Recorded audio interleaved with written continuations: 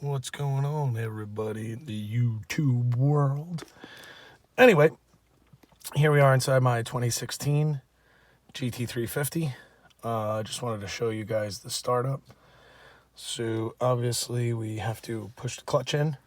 When you push the clutch in, as soon as you push it in, you'll actually hear the car go through a bunch of self-checks, one of which is opening and closing the exhaust valve for the mufflers. I don't know if you guys are going to be able to hear that. If you can't hear that, I'll try and take another video so you can.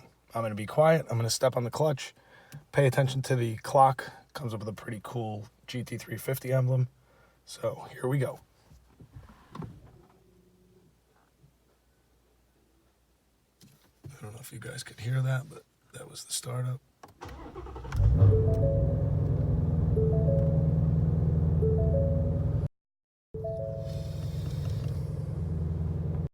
Obviously that'll come on. We have the digital tack, which is up across the top. Obviously you guys can't see that now. But you got your steering wheel. Obviously you got your buttons for all your menu items, cruise control, phone. This would be for your shock absorbers, your magnetic ride shocks. This is for your steering dampener. You probably straighten out the wheel instead of turning the camera.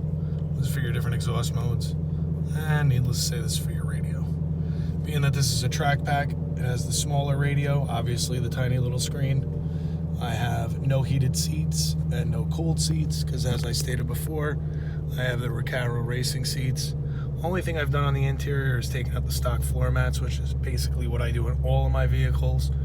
And I bought a set of aftermarket floor mats, and obviously I still have the stock floor mats if I need them. I did the same thing on the 03 that sits next to us.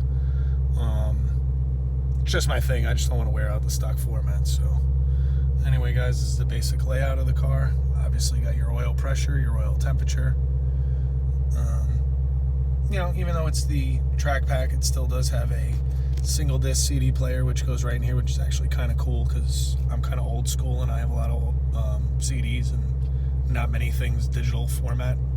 Right below that is obviously your start stop, your hazard, your traction control, your launch control is obviously right there on the bottom, and then in between your radio controls is obviously your climate control.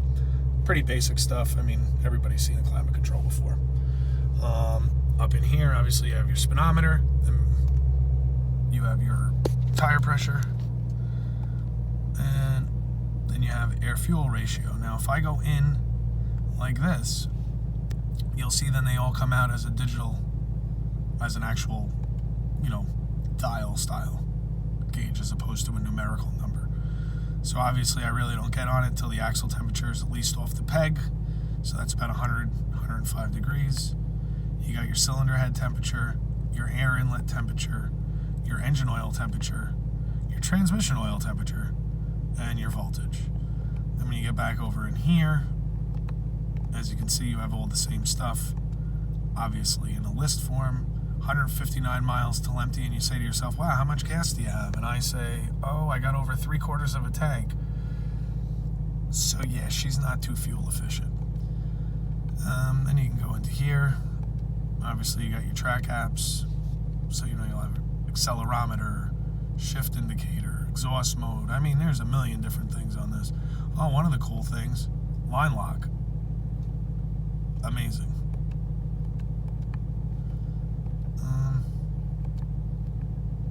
That's basically it. So, yeah, it's the 2016 Shelby GT350 track pack. In case I didn't tell you guys yet before, and I don't know even if you can see it.